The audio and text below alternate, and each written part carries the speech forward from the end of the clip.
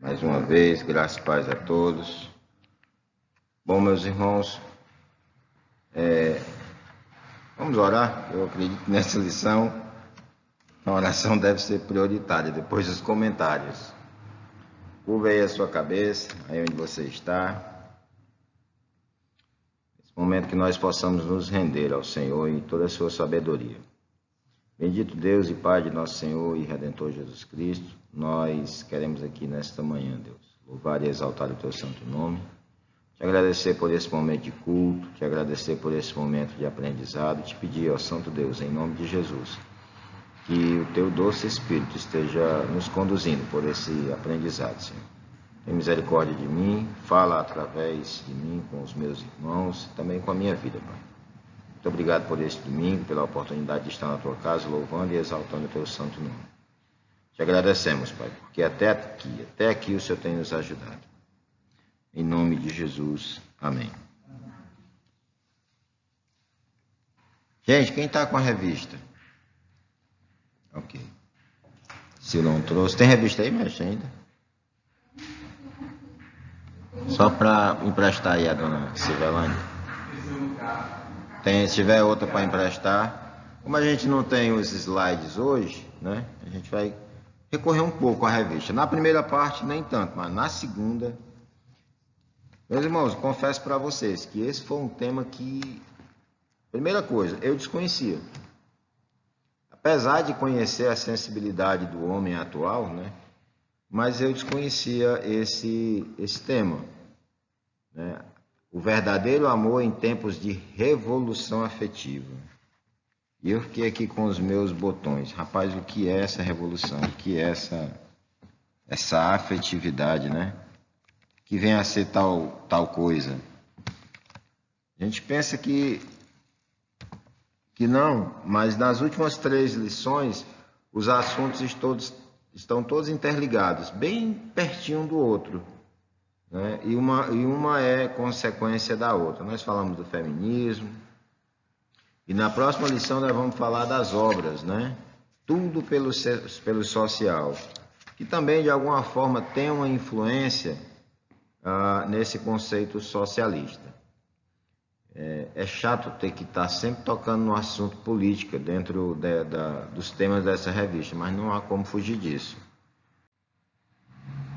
O homus emotivo e a sentimentalização da experiência humana.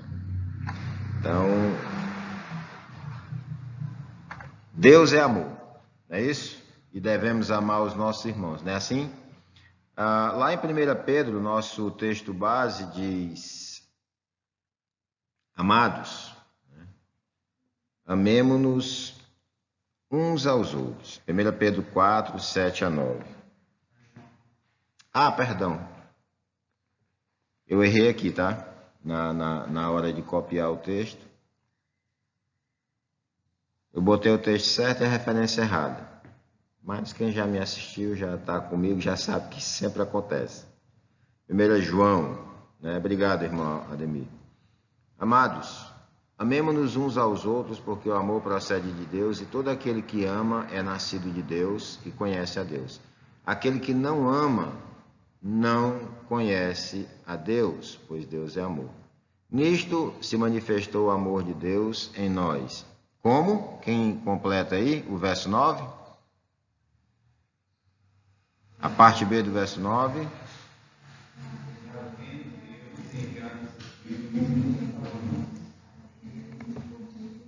Para vivermos por meio dele. Então essa é o nosso texto. Obrigado, irmão Denis, pela correção aí, 1 João, né, 4, 7 a 9. Então, esse amor tem sido falado muito, né, o amor de Deus. Às vezes nós batemos aí na tecla, né, do Deus não é só amor, Deus também é justiça, Deus é ira, né? O certo é que os atributos de Deus, eles se manifestam na sua pessoa.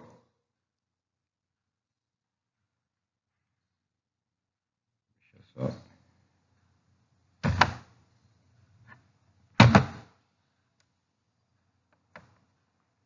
E todos eles coexistem sem a necessidade da gente negar um ou outro. Nem ele é só justiça, nem é só ira, nem é só amor, né? Mas nós estamos falando aqui de um tema, eu confesso, irmãos, eu tive muita dificuldade em fazer essa lição.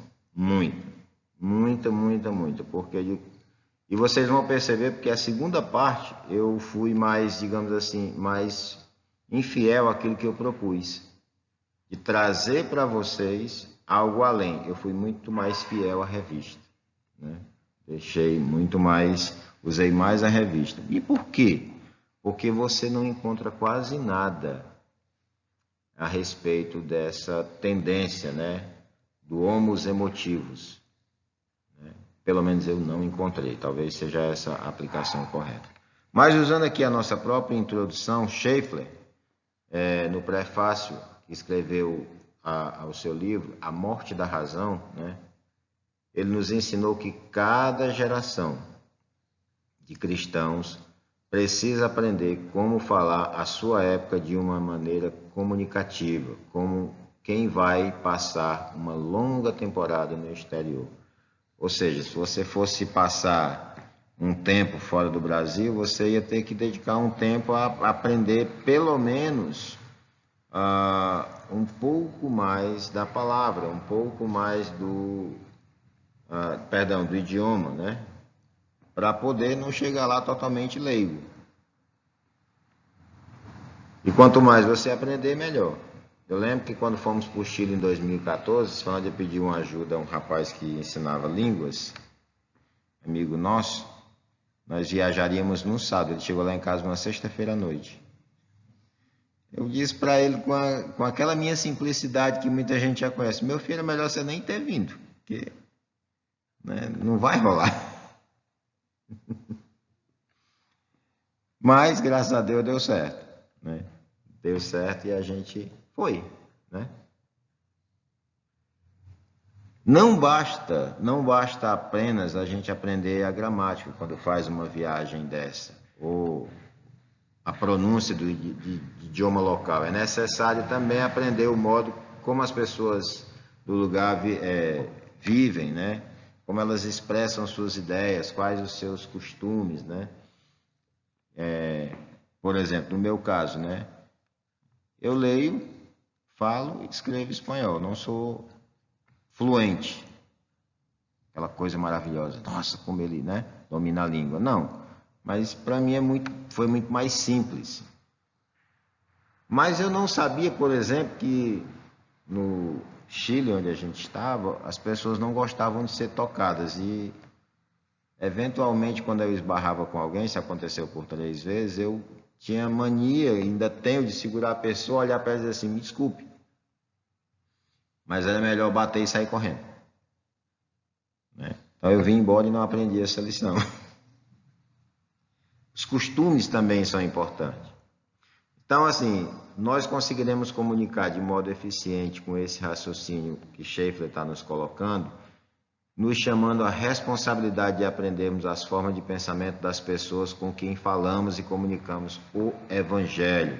Em resumo, não somos chamados apenas a professar as doutrinas bíblicas corretas, mas também a comunicar essas verdades de modo que a nossa geração a entenda. Não basta dizer eu creio, é preciso colocar isso, né? É preciso passar com amor, transmitir com amor a razão da esperança que há em nós. Agora, falando de revolução afetiva, vou explicar um pouco aqui para os meus irmãos, né? Essa revolução uma grande transformação cultural iniciada a partir do movimento romântico do século XIX, em cujo principal motor foi a emergência do capitalismo afetivo. Tem um livro de Eva Loos, é uma hispânica também, que trata desse assunto e deu o estupim para essa ideia. Agora, essa transformação se deu inicialmente pela diferenciação do campo da esfera afetiva da sociedade. Porém, ele aumentou. Esse campo ele envolve classe psicológica, pedagógica, mídia, a moda, os capitais afetivos, as competências afetivas, a afetivação da religião e o movimento que deu também que defende a ideologia de gênero. Lá vai eu voltar para a lição anterior, né? Então uma coisa está muito ligada à outra. Vocês estão me ouvindo bem? Amém. O crescimento do campo afetivo, ele mostrou, no entanto, que parte da sua força vem da sua escravidão à lógica do capital, criando um perverso subproduto geralmente descrito como sentimentalismo e justificando a colonização e controle de vários campos da vida pelo capital afetivo. Gente, deixa eu colocar aqui para vocês. Não é simplesmente uma questão da sensibilidade do romantismo. O assunto, esse sentimentalismo, ele envolve tudo. Inclusive, ele tem efeitos danosos à fé cristã. E aí tem uma tal de Judith Butler. Tempo atrás, essa mulher veio para o Brasil. A comunidade evangélica quase faz igual o Pablo Escobar, explode o avião no ar para ela não ter que descer. Foi uma loucura nas redes sociais. Por quê? Porque essa mulher é uma feminista. Lá vai eu voltando para a lição anterior. Doente, né? E nas muitas loucuras que as feministas escrevem, né, as filósofas, é engraçado que você não encontra muitas filósofas, né, falando a respeito de coisas, por exemplo, de Deus, né? Mas você encontra muitas filósofas, né, falando a respeito do ateísmo, de coisas ligadas a ateísmo e também a essa ideologia de gênero. Tem uma indicação boa para quem quer ouvir uma ex-feminista, uma ex-ateia, né, que é muito conceituada em meio reformado, também filósofa, Norma Braga, né? Então, é muito bom quando você escuta de alguém que já passou por um engano a respeito desse engano. Porque uma coisa sou eu ou você falar a respeito de ateísmo. A gente fala baseado na experiência alheia e naquilo que a palavra nos ensina. Claro que a prioridade é a palavra, mas quando alguém vem e traz as experiências daquilo ali, você acaba entendendo com mais, digamos assim, um pouco mais de autoridade. Veja bem, voltando aqui à tal da Judite, né? Ela diz que a distinção entre sexo e gênero sugere uma descontinuidade radical entre corpos sexuados e gêneros construídos culturalmente. Qualquer semelhança com o que foi dito na aula passada não é mera coincidência, uma coisa está ligada à outra. Então, no âmbito popular, ela declara a tese dessa frase é bem simples. Não importa o que você tem entre as pernas, importa o que você sente. Lembra que a gente falou ali na ideologia de gênero? O formato do seu corpo não importa. Importa o que você sente que você é. Essa é a ideia deles, de toda essa galera. E esses feministas introduziram esse sentimentalismo. E a gente vai falar um pouco mais sobre isso. Espero que os irmãos me entendam. Só para a gente deixar claro, o seu corpo e o seu sentimento não estão em concordância. É isso que eles querem dizer.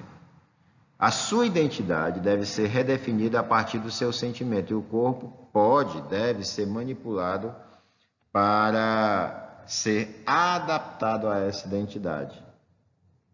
Então, é 100% ideologia de gênero.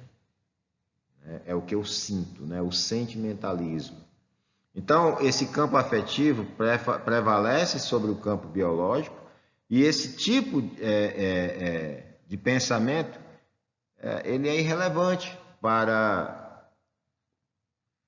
Perdão, o campo biológico ele é é tido como irrelevante para a definição da identidade humana. Então, o que é que prevalece? Prevalece o que a pessoa sente. Aquela velha, lembra daquela história do espiritismo? Ah, eu sou, eu não, tá, gente? A pessoa dizendo, o personagem lá. A pessoa dizendo, porque ela se justifica dizendo que ela é fica melhor dizer assim, né? Um homem no corpo de uma mulher, ou vice-versa. Meus irmãos, há pouco tempo atrás, faz um tempo, nós fizemos uma palestra com um nutricionista. Ele disse uma coisa que eu pensei que a mulherada ia bater nele. Andou pouco. E ele disse uma coisa: meninas, me perdoe. Talvez não apanhou, porque começou dizendo assim: mas a mulher, ela foi feita para engordar. Porque, aliás, perdão, ela não foi feita para engordar. Vou repetir, foi feita para procriar, né, senhor? Foi feita para procriar. Então, existem coisas na mulher que são muito diferentes do homem. Ele citou algumas partes do corpo que tendem a crescer, né? Não só a questão das glândulas mamárias, mas também aqui a questão dos braços, porque uma coisa está ligada à outra, e explicou bem bonitinho, por isso talvez ele não tenha apanhado. Então, assim, já o homem não. Então, existe uma diferença biológica, meu irmão, que essa diferença, ela precisa ser levada em conta. Esse campo do sentimentalismo, né, ele acaba criando, eu vejo muito hoje, a macharada vai me perdoar, mas eu não vou guardar a piada, né? Eu vejo muito homens, né, se preocupando com a sua barba, mas entrega uma chave de fenda na mão dele, ele vai ficar olhando para ela pensando que é um picolé. Isso tem prejudicado a masculinidade, isso tem prejudicado os homens. Olha, tem uma galera aí que, pelo amor de Deus, tudo envolvendo esse campo do sentimentalismo. Agora,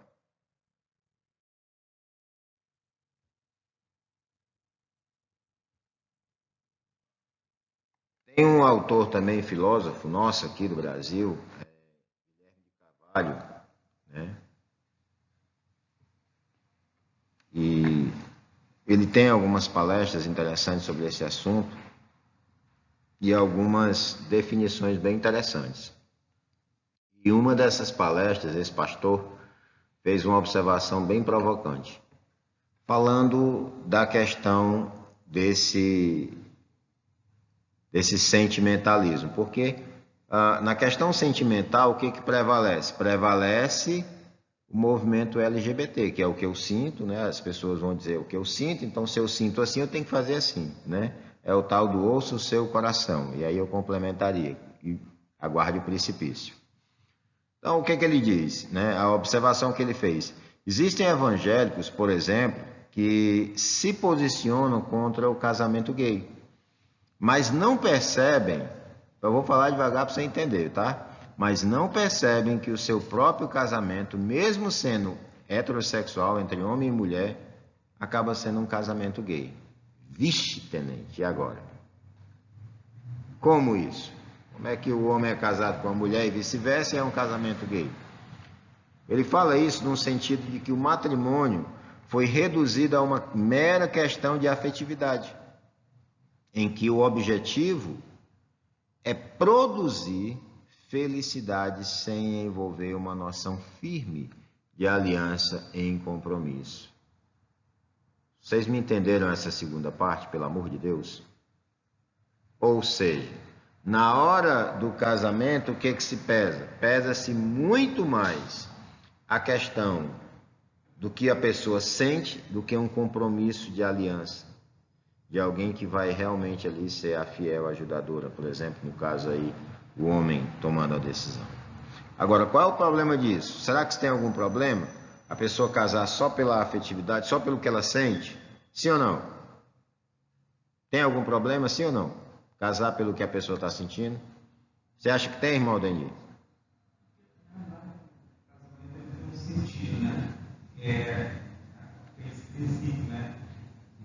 confiar, né? Tem um mandamento para o casamento. A gente pode colocar dessa maneira. Mas tem um problema e ele é muito comum nos nossos dias. O pastor continua dizendo o seguinte: quando a base do casamento é o sentimento, o que acontece? Cresce o número de divórcios justificados pela constatação de que eu não conseguia mais sem me sentir feliz com o meu cônjuge. A justificativa é que há uma infelicidade com o cônjuge e por isso eu preciso, a pessoa vai dizer que precisa se separar. Quando você fala a questão que pode, né, e acho que deve acontecer esse casamento entre homem e mulher, e mesmo assim, na realidade, vai ser um casamento, né? Porque hoje as pessoas olham muito para a questão de assim, não, vamos. Por exemplo, tem pessoas que. Eu posso até ser muito. Pode ser ignorância minha, mas assim, por exemplo, o princípio do homem ser o provedor da casa está muito quebrado. Consegue entender isso? E aí, eu não estou dizendo que isso é errado, mas assim, isso gera um desconforto no casamento, assim, quando às vezes a mulher quer muito mais do que o homem, tem problema. Às vezes quando não tem aquele princípio de ter filhos, isso futuramente, aí fica muito cada um olhando para a sua imagem, aí o princípio lá do início, que é gerar, quer se amar, vai perder. Eu conheço pessoas que amam mais casais, isso aí não é regra, mas não, eu tenho uma em casa 3 filhos, para os filhos 3 cachorros. Olha, gente, nesse aspecto aí, eu vejo isso como essa questão de tratar cachorro como gente. Pode ser que eu seja radical demais, mas eu estou extremamente incomodado com isso, porque eu consigo perceber uma base pecaminosa nisso aí, né? Que é justamente a quebra dos relacionamentos, né? A questão do sentimento, né? A questão do sentimento. O meu marido lá e tem pessoas que não têm filho, aí como mensagem pro meu piamente um cachorro do neto, meu Deus, o que é isso? Né? E se duvidar, e a gente vê isso a gente visita cliente, né? E tem pessoas que eu sempre digo para os vendedores, né? Olha, não maltrata o cachorrinho não, senão tu não perde só a venda, tu também vai sair corrido de lá. Porque querendo ou não, é muito ofensivo destratar aqui. Tem gente que trata os seus animais melhor do que seus familiares, né? E assim, eu não quero entrar nesse assunto, mas apesar dele estar ligado, essa questão aqui, dessa questão do animal aí, ela não é tão difícil de ser ponderada, gente. Você nem pode maltratar, entendeu? Mas também não pode ter esperado o animal aquilo que só o ser humano pode dar, ou mesmo aquilo que só Deus pode dar. Porque, na verdade, você acaba criando dentro de casa não uma estátua, mas um ídolo. E aqui são outros aspectos que a gente poderia explorar. Mas eu quero focar aqui dentro da revista e voltar para essa questão sentimental, né? E pegando aqui o gancho do irmão dessa questão do animal, as pessoas acabam desenvolvendo um sentimento por esse animal que não é comum entre os seres humanos e animais. Entenda, não estou fazendo apologia aqui a maus tratos aos animais. Mas, por exemplo, quando você entende, antigamente, quando morria-se um cachorro, a gente cavava um buraco e enterrava, sim ou não? Simples assim. Para quê? Para não ficar fedendo. Hoje tem cemitério para cachorro. E detalhe, se duvidar é mais caro do que para a gente. O que eu quero dizer aqui? Veja bem, meu irmão, voltando à questão do sentimentalismo, que fundamenta a defesa do casamento entre pessoas do mesmo sexo, esse sentimentalismo que fundamenta o casamento entre pessoas do mesmo sexo, sobre o que argumento? O mesmo argumento do sentimento, do visual, um sentimento que ele é despertado a partir do visual.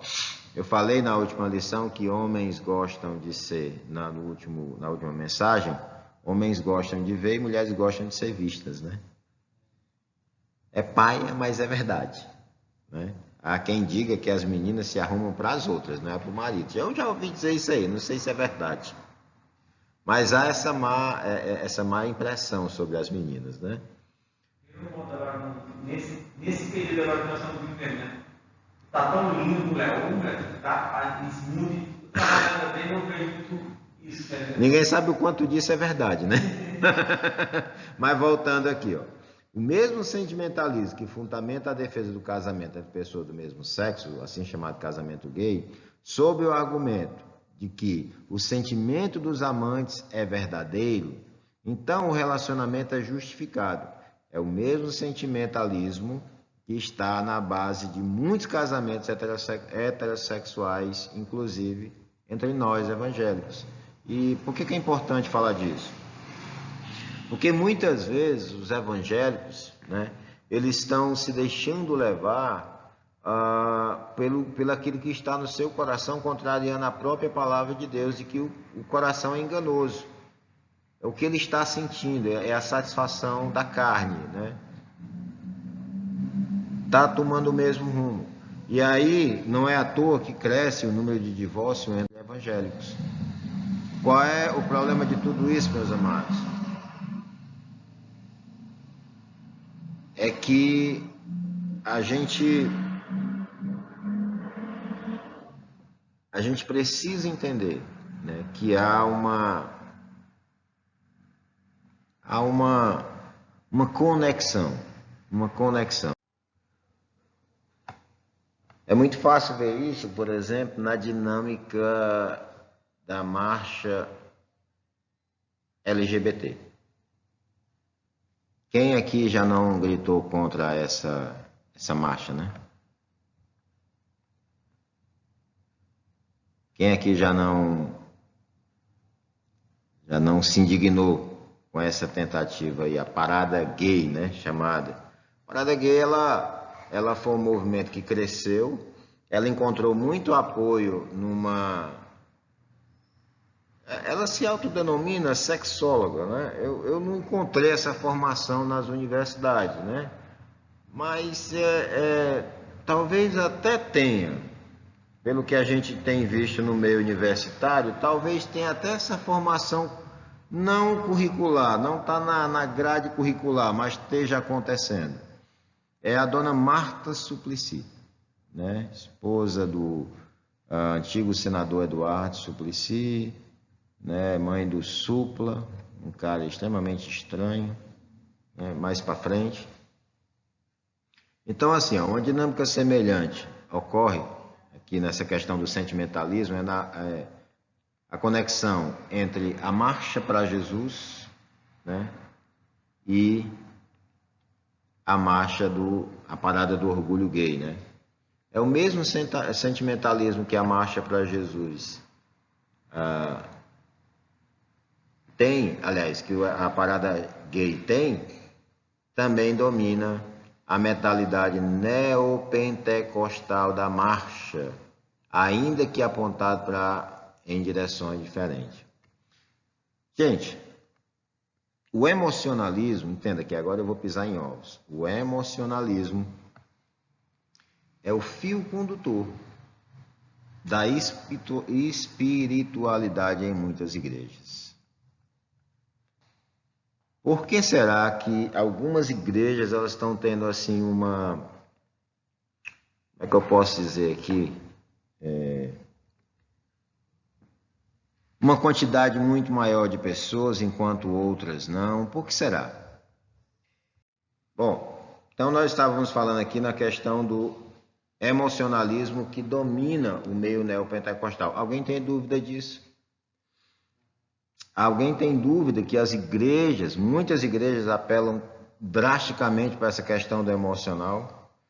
E o que eles falam? Fala-se muito em sentir paz no coração para descobrir a vontade de Deus. E pouco simplesmente em refletir sobre opções com base no ensino revelado na palavra de Deus. Você está em paz? Né? Quando nós falamos sobre arrependimento, no último não lembro qual foi a mensagem, mas existe uma diferença, eu quero aqui recolocar novamente, entre ter paz com Deus e em paz com Deus. Porque meu coração está em silêncio. Eu estou sentindo uma paz na tomada dessa decisão. Gente, a Bíblia pode dizer assim, a Bíblia tem resposta para tudo? Para a vida do cristão, eu creio que sim. Ela tem direções para tudo. Aí o que acontece? Aí vem novas revelações e profecias que são apresentadas com o argumento de que eu senti Deus falando comigo. E aí tem um detalhe assim que aconteceu esses dias lá em Tianguá, que foi a Silvelândia e a Jamie, elas iam saindo do supermercado, eu vou ver se eu consigo contar a história.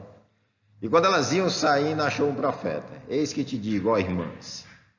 E ele começou a profetizar isso. Não sei, eu não estava junto. Deus, a providência de Deus não permitiu que lá eu estivesse. Como é que era lá a profecia, senhor? Bom dia, Maia. Bom dia, Maia. Você quer, né? E tem uma. Eu esqueci de para vocês, eu tenho para você, falou para você. Deu uma cartada para cada uma. Aí depois deu o golpe. Quanto era o golpe? R$30 por profecia. Ora, para nós reformados, profecia de graça já está ruim da gente receber, pagando 30 conto, aí é que eu não recebo mesmo.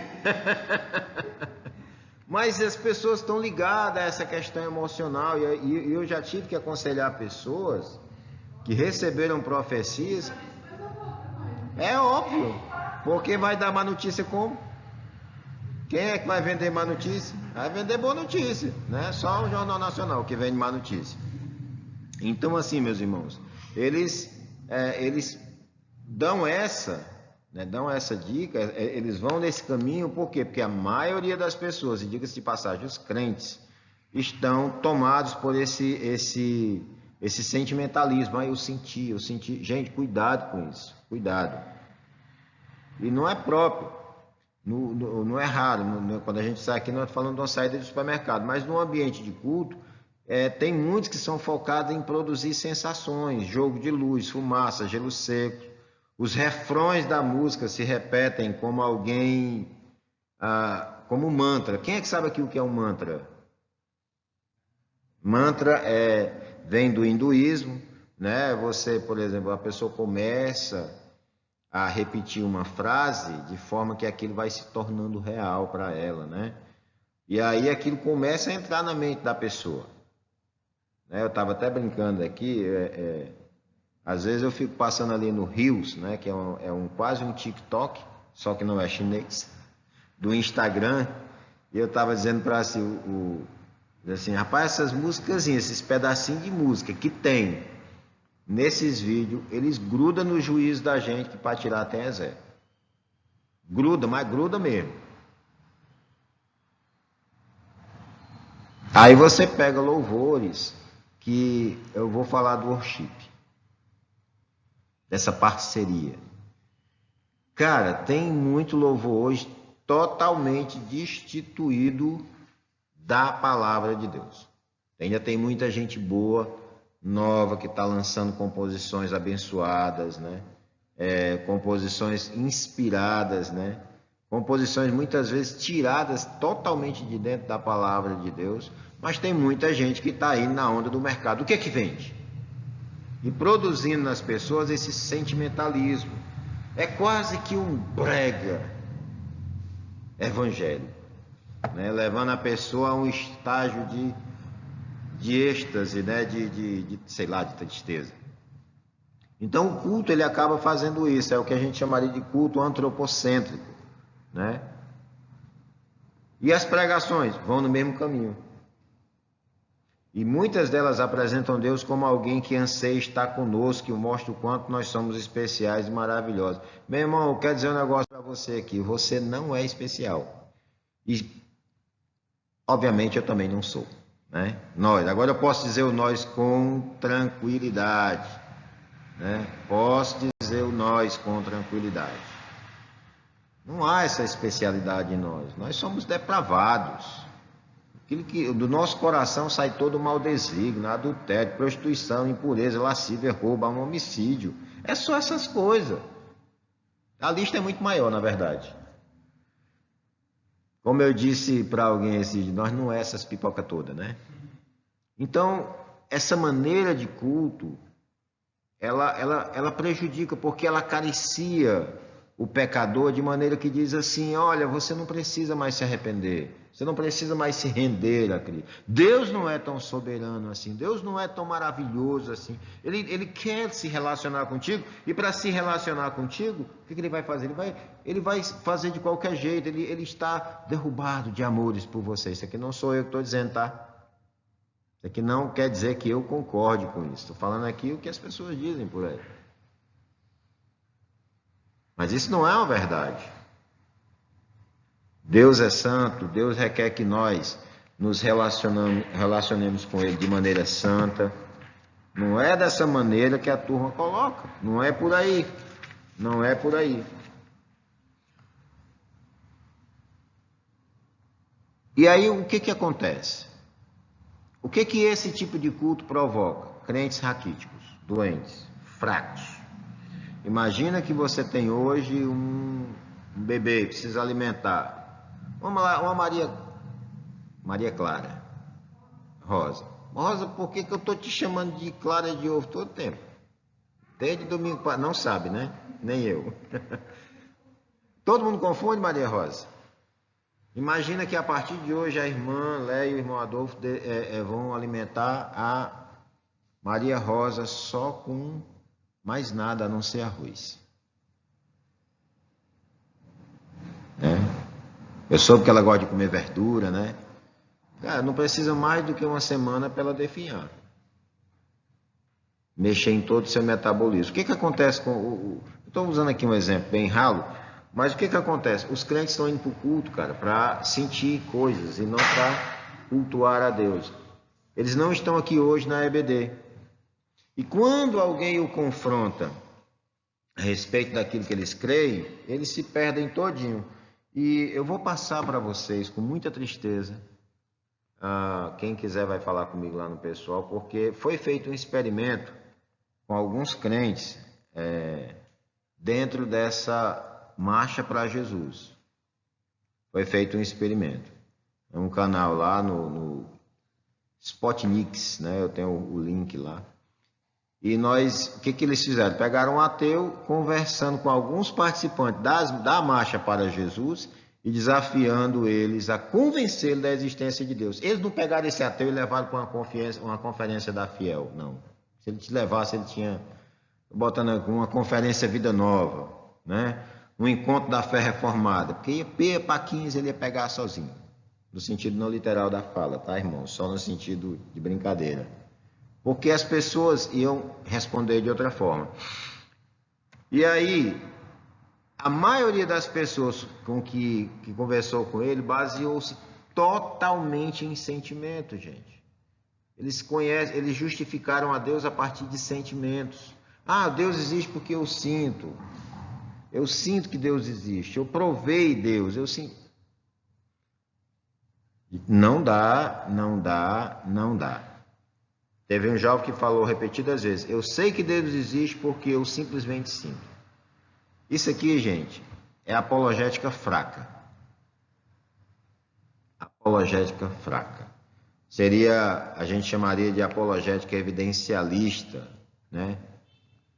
E essa apologética evidencialista e também a tentativa de apresentar Deus, né? Apresentar Deus com base na razão pura, né? Essa apologética existencialista, que é a tentativa de apresentar Deus com base na razão pura, e também essa questão de colocar assim, as pessoas dizem muito assim: eu sei que Deus existe, né? Como esse rapaz, porque eu sinto. Isso aqui não responde ao incrédulo, não traz para ele a resposta, e acaba o que acabou aqui lá no vídeo. As pessoas acabaram por, lamentavelmente, serem humilhadas por um ateu. E ele foi muito educado, né? Ele foi não foi, digamos assim, ofensivo. assisti o vídeo ontem e algumas vezes e lembrei que eu já tinha assistido e da vez que eu assisti eu fiquei com raiva.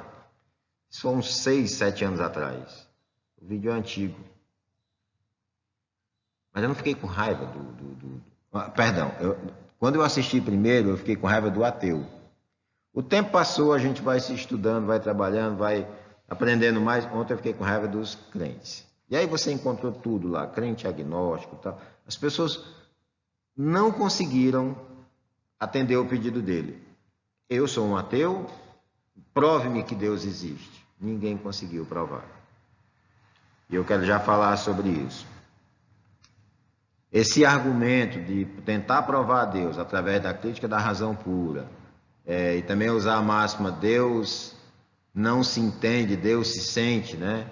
Não é a melhor resposta. Não responde o que as pessoas querem, né?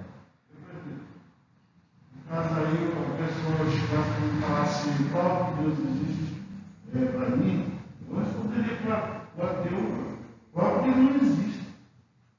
Qual para mim que não existe. Pronto, eu acho que na falta de uma resposta mais, digamos assim, mais elaborada, né? Porque existe, veja bem, embora eu sei que Deus existe porque eu sinto, não é a melhor resposta, mas entenda, o relacionamento com Deus envolve o intelecto, também as emoções e todos os aspectos da experiência humana. No Instagram sempre aparece lá, né? Assim, curta essa foto se você já chorou orando, né? Curta essa foto se você já... Gente, tudo isso é muito subjetivo, é pouco para o que Deus tem para nos trazer como forma de relacionamento e experiência. Há uma experiência com Deus? Sim. Precisa ser trabalhada? Precisa. Precisa. Por quê? Porque, gente, você se relaciona com alguém, você conhece esse alguém. Só que as pessoas elas estão muito ligadas na questão do sentimento. E o sentimento, tudo que é só no sentimento, é só na carne, acaba, né? Uma hora passa. É por isso que a apostasia cresce. Cristãos, nós não devemos assimilar uma mentalidade de que Deus e religião são questões meramente pessoais e habitam somente no íntimo de quem crê. Não podemos pensar assim. Eu creio em Deus, porque senão essa filosofia, que foi uma tática usada pelo ateu lá, ele falou dos deuses hindus, né? A pessoa disse, eu sinto o Espírito Santo. Aí ele perguntou, se eu disser para você que eu estou sentindo uma mulher com 6 braços me abraçando, é um deus hindu, tá? Só para deixar claro. Então ele usou o mesmo argumento. Só que isso não prova. Então o que ele acabou fazendo? Ele conseguiu calar muitos cristãos que estão buscando sentimentalismo, que estão buscando aflorar suas emoções, estão buscando chorar nos cultos, estão buscando sentir emoções, arrepios. Ele calou. Usando contra eles aquilo mesmo que eles defendem. A religião não tem a ver somente com o que sentimos, tem a ver com a verdade sobre nós mesmos e sobre o mundo fora de nós, e principalmente sobre o nosso Deus. Agora, coisas que eu percebi no vídeo, né? Queria compartilhar isso com vocês, né? Nenhum cristão entrevistado foi capaz de levar o ateu a pensar, não é convertê-lo. Marinho, mas ele pode ter ido para lá armado. Ele pode ter ido para lá preparado para as perguntas. Ele conduzia as perguntas. Ele tinha uma pergunta só. Sente-se aqui e me prove que Deus existe. E nenhum deles conseguiu. Nenhum deles falou sobre os atributos de Deus e nem das suas obras. O ateu desconcertou a todos. Eles focaram muito, mas muito mesmo na questão sentimental. Não foram usadas no vídeo nenhuma referência bíblica na defesa da fé. Eles não usaram a Bíblia para defender a fé que eles professam. Eles usaram só o sentimento. Teve um caso que foi usado até a Constituição Federal, mas em nenhum verso bíblico. Vocês conseguem entender a gravidade da situação? Chega deu para suar aqui, quando eu olho. Crentes que estão completamente alheios àquilo que a palavra de Deus ensina. Eu conversei com um ateu, não estava tendo muito, sabe? Mas como a minha avó é, pessoa que amizade no restaurante. Aí perguntou se eu fazia parte quando eu estava fazendo lá, eu disse, eu estava na área também, eu disse, você faz parte da comunidade? Faço. Eu disse assim, eu sou ateu, não acredito em Deus, Deus é lenda. Eu disse assim, você não acredita na Bíblia, palavra de Deus? Também não acredita que foi escrito pelo homem? E dizendo, né? Eu disse, mas tem coisas da Bíblia que você acredita sem querer. Pois o que é? Você acredita que vai morrer? Ele disse, isso aí, acho que já foi, então deixa para isso, deixa assim, para a Bíblia diz. Tu és pobre, ao pobre tu tornarás. Você foi do barro e ao barro você vai voltar. Ele ficou assim, aí a mulher dele fez para a terra, ela continuou, não sabe? Aí eu estava com aqueles coletivos, onde passará a eternidade? Aí entreguei 3 meses, por exemplo. Eu moro ali, assim, vai morrer lá. Tá bom. Aí tu construiu. Rapaz. Mas a sua resposta, mestre, foi melhor do que muitos dos que eu vi no vídeo. Porque aonde é que está a resposta para a pergunta deles? Na palavra de Deus. Eu fiquei... Na simplicidade do irmão Tarcísio, ele colocou o que muita gente não consegue colocar com todas as suas formações. Você pode até não acreditar em Deus, mas o propósito para que você foi criado, você está cumprindo.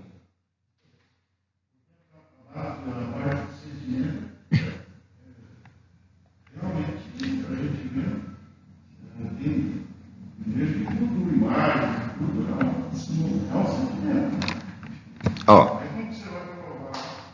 exatamente. Agora, pegando aqui a fala do irmão Tarcísio, o que acontece lá no vídeo? O desconhecimento bíblico dos entrevistados, gente, é muito claro. E o desconhecimento da pessoa de Jesus, mais ainda. Não conhecer a Cristo, embora quando se diz evangélico, é um modo de ateísmo.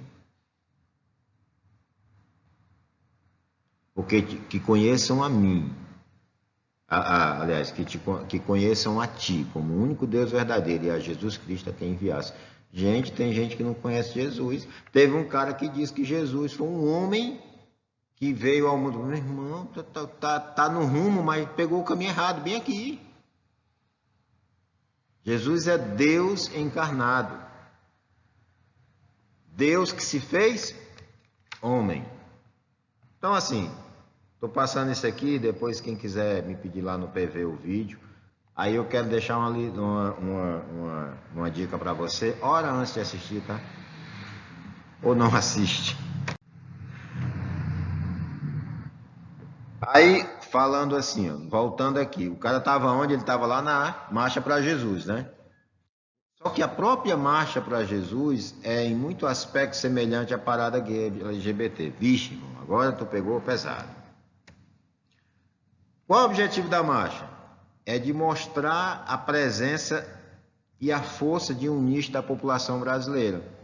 Também vi muito em rede social. Mexe com nós somos 70 milhões de evangélicos. A maioria não transformado. Isso aqui sou eu que estou dizendo. A maioria não passou pelo processo do novo nascimento, sequer arrepende dos seus pecados. Mas nós somos 70 milhões. Olha como tem iludido, gente, na caminhada.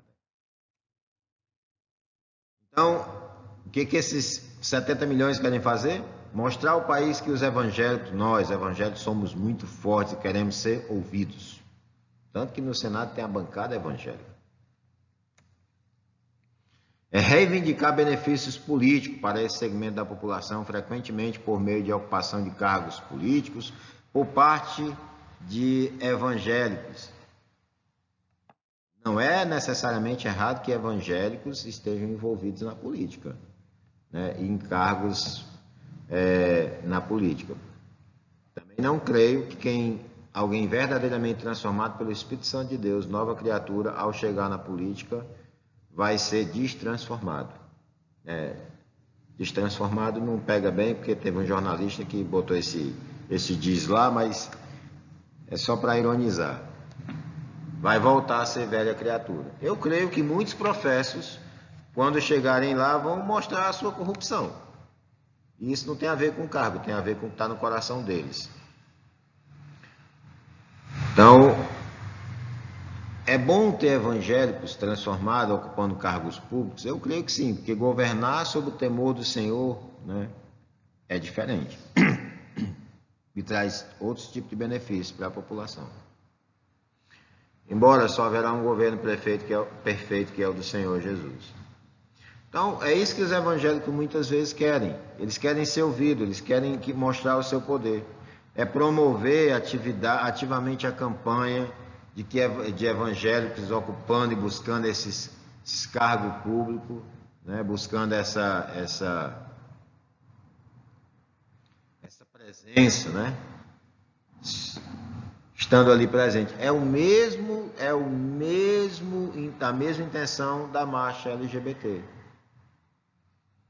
É mostrar para a sociedade que eles têm poder. Por exemplo, no caso deles, não basta ser gay, tem que convencer os outros, tem que fazer os outros também serem. Na pior das hipóteses, ser aplaudido. E nos evangélicos, eles querem fazer, digamos assim, trazer as pessoas para a igreja. A maioria não está nem preocupada se passou ou não passou pelo novo nascimento, mas querem trazer para a igreja. Já lhe dou a palavra, irmão Adolfo. E aí, meu irmão, qual é o problema de tudo isso? Que não tem nada pior na igreja do que bode. Olha, tem gente que se esforça para manter bode na igreja que eu fico impressionado, para manter o joio. Tem gente que não tem a coragem que Paulo tinha. Entrega a Satanás, gente. É óbvio que às vezes a gente quer pedir para descer fogo do céu, né? Mas nem sempre é possível. É porque descendo fogo do céu, a gente pode dizer assim, não foi nós que matamos, foi outra coisa. Mas o certo é que a maioria das igrejas, né, tomadas por esse povo que busca esse sentimentalismo, são pessoas descomprometidas. Eu lhes dou já a palavra, tá, irmão Adolfo? São pessoas sem conhecimento bíblico. Eles são inúteis na obra, exceto por uma questão. Alguns eles são ofertantes, porque para ser dizimista, meu filho, você tem que ter fé. Sim ou não, mestre? Acaba para ofertar nem tanto, mas para ser dizimista, né, tem que ter fé. Quero resumir aqui essa parte, dizendo assim, o objetivo é mostrar força ao povo brasileiro. Por mais que eles digam que o foco é a pregação do Evangelho, o que costuma ficar em evidência é um grande número de participantes, para dizer se nós somos muitos, a apresentação de artistas famosos, que agora são novas criaturas, pseudo, né, talvez, e a presença de políticos de destaque e por aí vai. O que eles estão dizendo? Nós temos força, não brinca com nós não. Não brinca com a gente não. Ok?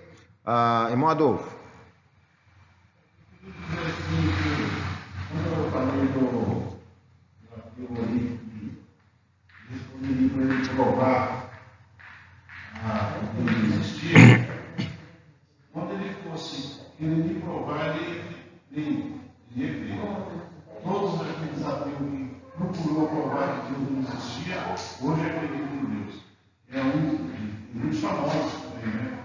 E a mesma coisa, eu estava falando esse dia com o meu irmão, falei, poxa, a gente sempre bateu no peito que acreditava em Deus, eu acredito em Deus, mas nós sempre fomos todo grupo procurando a palavra de Deus corretamente, não seguimos os passos que a gente tem que seguir perdido.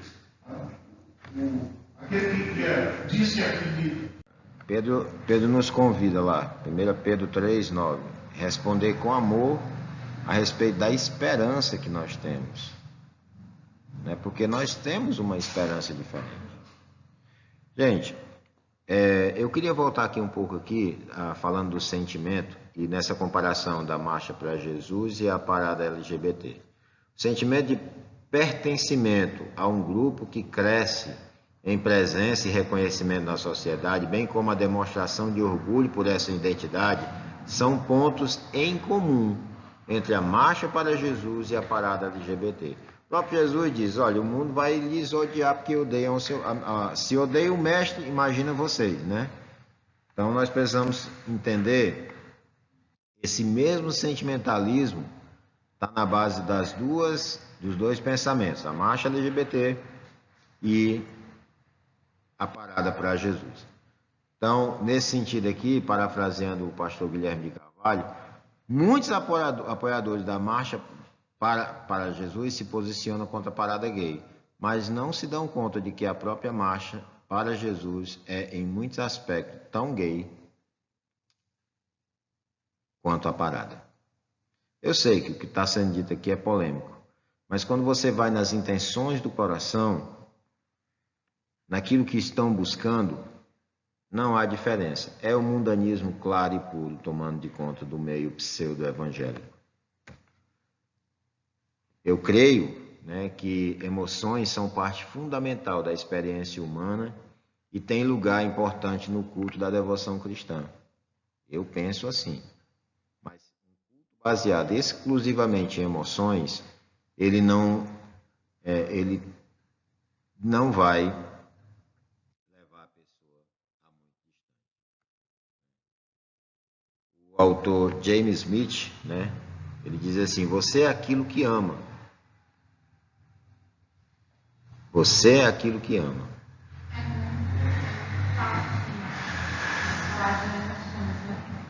E a emoção é como como um dia você vai amanhecer sem, né? A emoção é aquela parte do momento em si.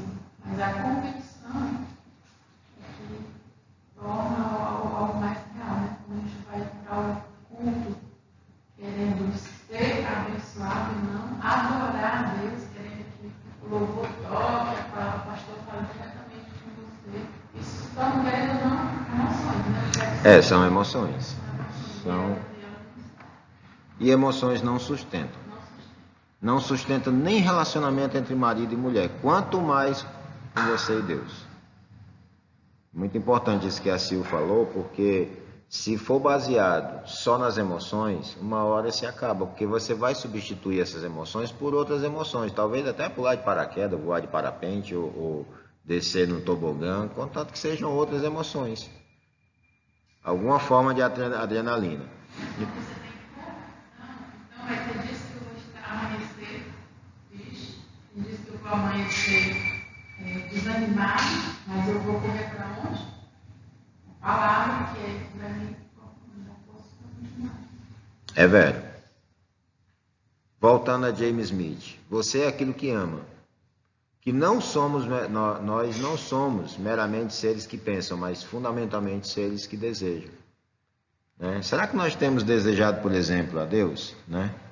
Com a mesma intensidade que a gente vai para a pessoa pode ir para um culto desejando sentir aquele toque, né? Aquela música, aquele solo de guitarra que fez a pessoa se arrupiar da sola do pé ao último cabelo da cabeça, aquele sentimento que hoje eu fui tocado pelo Espírito porque me arrupiei. Meu irmão, com todo respeito, arrupio não está descrito lá em Gálatas 5 como uma das formas da presença do Espírito Santo. Não está. Não está não, gente. Quando você vai lá em Gálatas 5, a partir dos versos 22, né? Onde está lá o fruto do Espírito, ou fruto no singular, e os seus atributos, ou seja, o resultado da presença, habitação e governo do Espírito Santo, é aquilo ali. Amor, longanimidade, bondade e tal. Não tem lá arrupio. A fé, ela caminha entre lógica, razão, não é só uma coisa. Agora, eu creio que Deus fala conosco que devemos ter com Ele um profundo relacionamento pessoal, emocionante, Creio que Deus nos ama, cuida de nós, tem prazer em estar conosco. Não porque somos amáveis, mas simplesmente porque Ele é bom. Creio ainda que há espaço para aquele sentimento de pertencimento como evangélico, aquela alegria de pertencer a esse grupo, não com base na força do grupo e de que nós fazemos parte dos 70 milhões de evangélicos, mas com base em quem somos, em Jesus Cristo, nosso Redentor. Em resumo, não é que a afetividade, ela seja algo ruim, esse sentimento, mas sim algo bom que erroneamente está sendo colocado acima de todas as coisas. Esse é um conceito fundamental de idolatria. Não se trata necessariamente de amar algo que é mal, mas de amar demais alguma coisa que é boa. E aí temos lá mais uma expressão de idolatria. Eu tenho um aconselhado em particular que ele vive um dilema. Ele quer estar num culto emocionado, enquanto o cônjuge quer estar num culto que pregue a palavra. Não são emoções que sustentam a fé. Não são. As pessoas que buscaram Jesus tentando se sustentar pelas emoções e por aquilo que ele produzia, elas se perderam. O desânimo das emoções, a falta de emoção, olha que interessante, pegou 2 discípulos extremamente decepcionados e fizeram-o voltar para casa cerca de 30 estádios. E nesse caminho, eles encontraram com Cristo e não o reconheceram. A gente podemos se emocionar com a palavra. Sim, eu não entendo, eu acabei de falar isso. Não há algo de criminoso em se emocionar com a palavra. O que não pode é essa emoção virar um ídolo, entendeu? Só para bem resumir. Então esses 2 discípulos lá voltando para Emaús, eles estavam decepcionados. A esperança que tinha neles se acabou. E quando encontraram com Jesus, você não sabe o que aconteceu? Jesus foi dissecando desde o Antigo Testamento, falando para eles que convinha que o Cristo padecesse. E eles se sentiram tão bem, tão alegres ali com aquela companhia, que quando ele ia passar direto, ele disse, não, fica conosco, já é tarde. E sentaram para ceiar. E quando Jesus partiu o pão, eles o reconheceram e ele desapareceu. Eu não sei quantas horas esses discípulos desanimados levaram durante o dia para chegar a Emaús.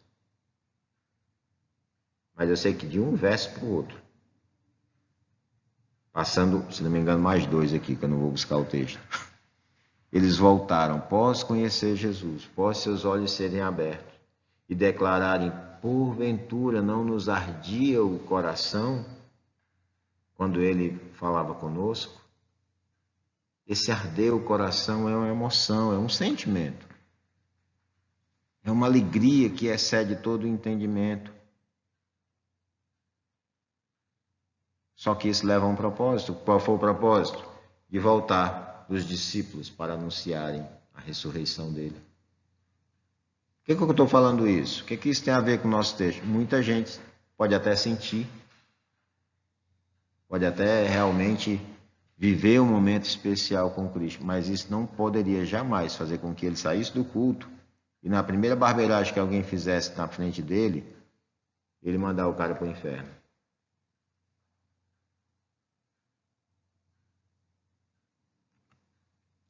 Toda vez que o emocionalismo toma conta, ele se acaba após a festa. A fé, ela tem uma razão.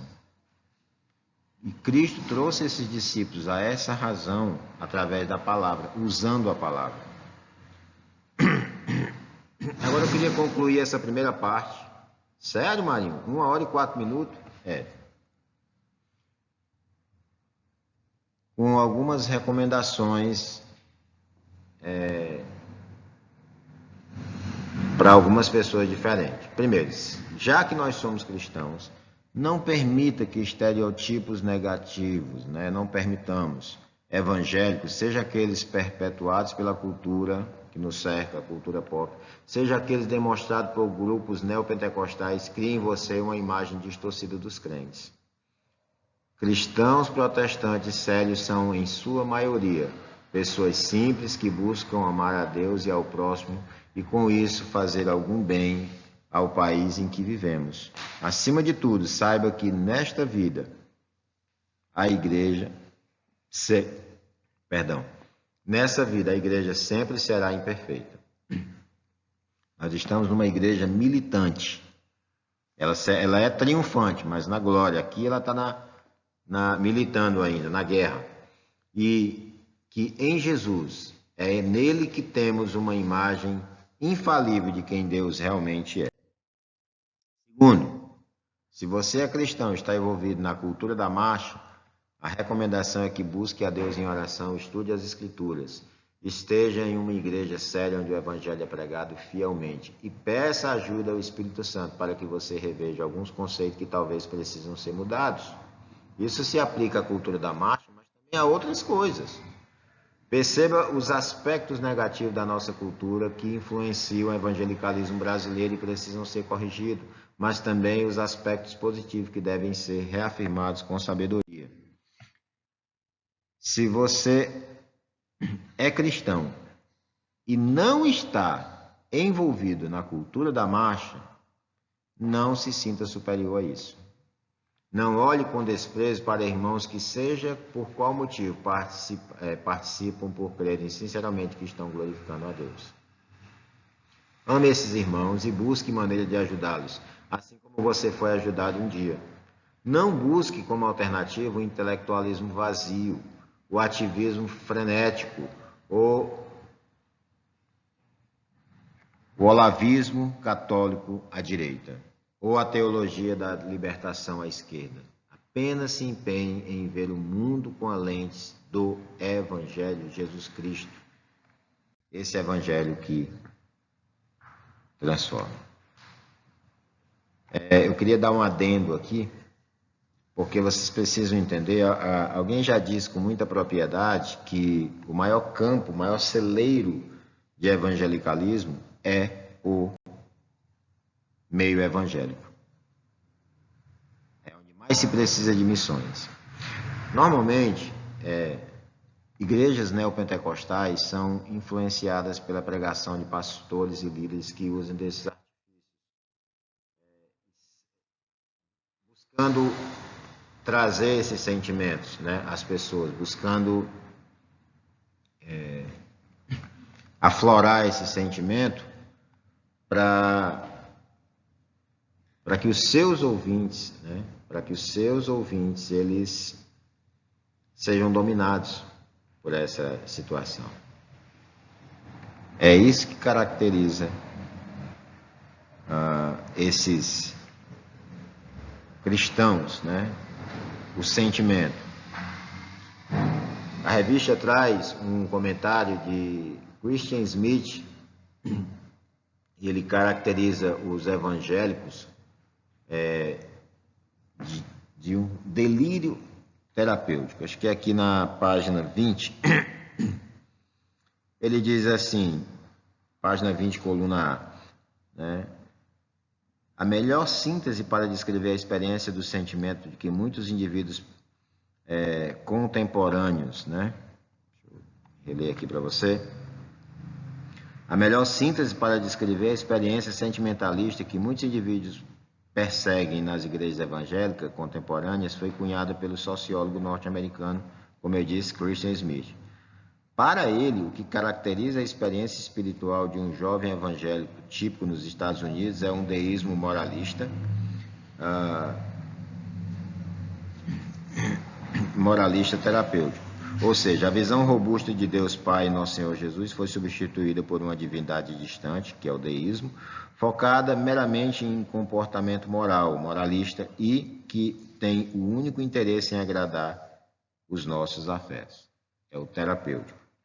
Aí ele diz assim, ó, aconselhamento bíblico, a pregação expositiva e a disciplina eclesiástica foram substituídos por amenidades sentimentalistas, conselhos superficiais e uso da Bíblia para produzir tão somente estados de espírito cheios de positividade.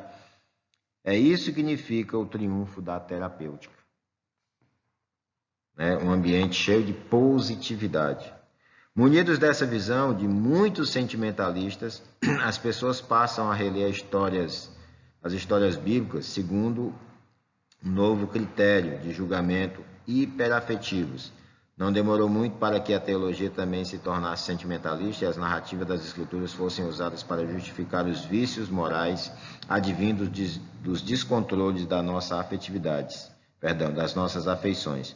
Trocaram a verdade pela mentira, por isso, conforme Paulo já havia descrito, foram entregues à impureza segundo os desejos pecaminosos dos nossos corações.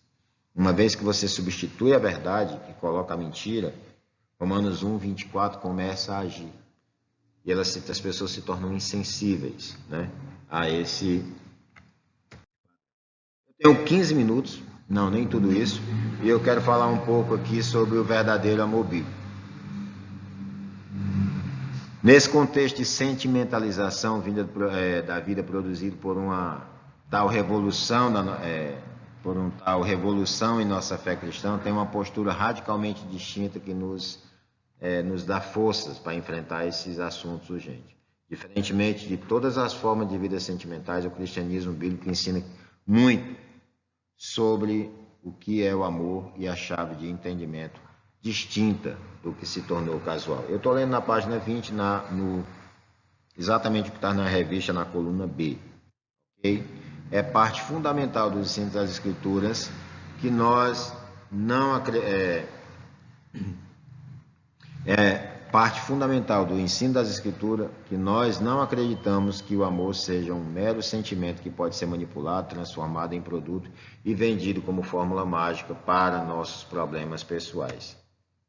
Na Bíblia, o amor não é uma emoção, mas uma experiência boa na vida. Comparar o amor com a emoção não vai levar-nos a uma real definição.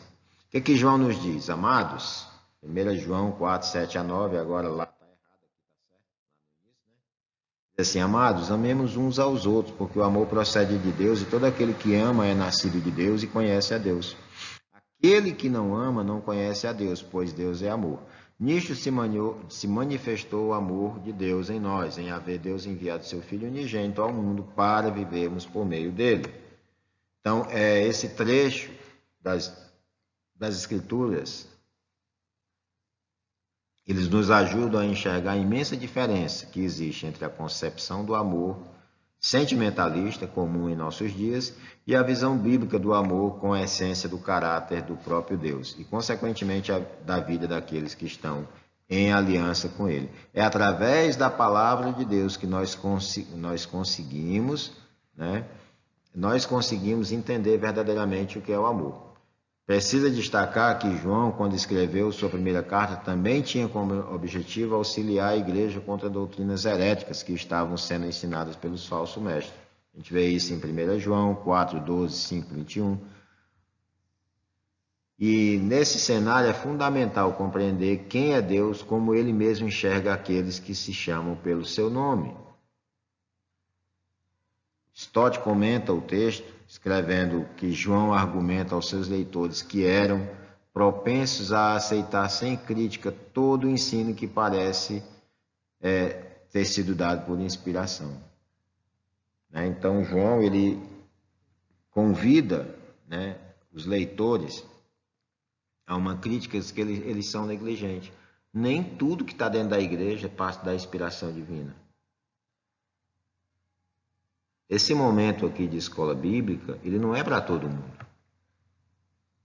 Todos podem participar, todos podem vir, mas nem todos têm interesse.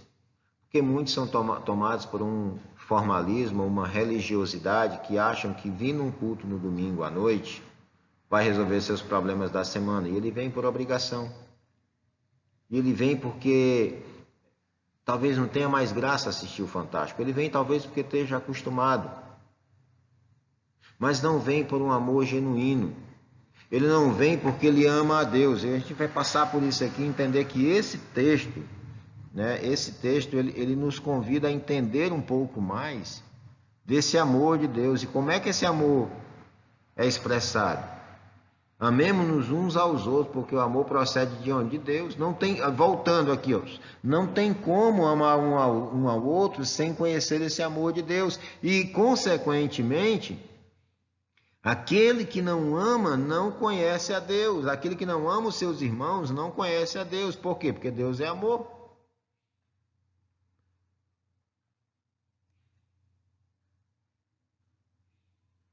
É muito fácil falar dessa forma. Eu sou crente. Eu vou para o culto. Eu sou da igreja tal. O pastor fulano de tal, né? No nosso caso, reverendo. O reverendo ele não pode salvar a sua vida. Ele não pode pegar o conhecimento que ele recebeu por estudo da palavra, por meditação e transferir para as pessoas de maneira por osmose. Ele pode ensinar. Ele não tem poder e nenhum de nós tem poder para transformar o coração de ninguém, mas o Espírito Santo tem. Mas as pessoas não querem saber do Espírito Santo. Elas não querem saber de Deus. Eles querem viver as suas emoções, os seus sentimentos.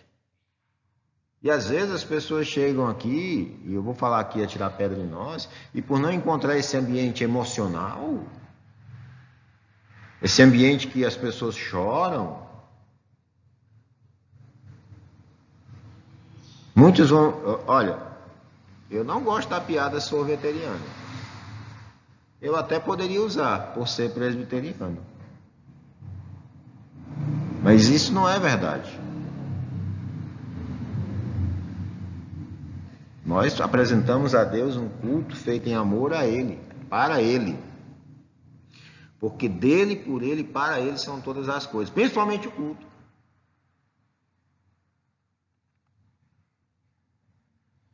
Em todos os lugares é fácil. Se João naquela época já tinha que alertar sobre doutrinas heréticas, imagina hoje.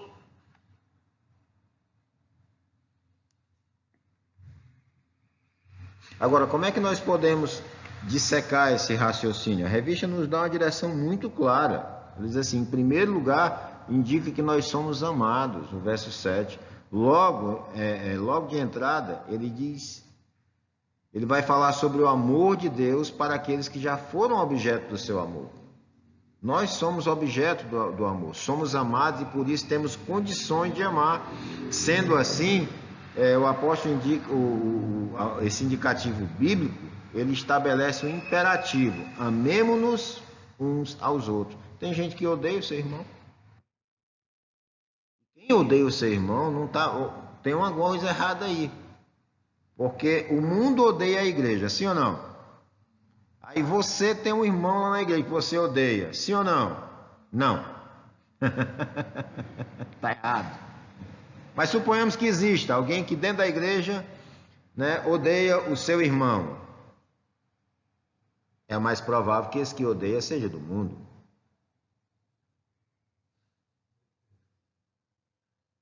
É o mais provável.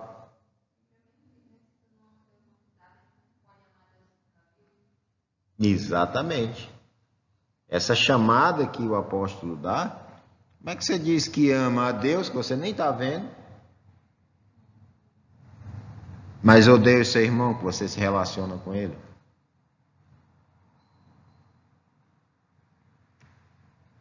Somente quem já foi, somente quem já foi amado tem condições de amar, porque nós renascemos a partir do amor de Deus e conhecemos a Deus.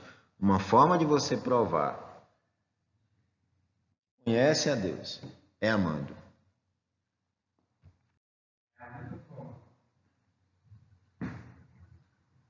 Ainda partindo do raciocínio de João.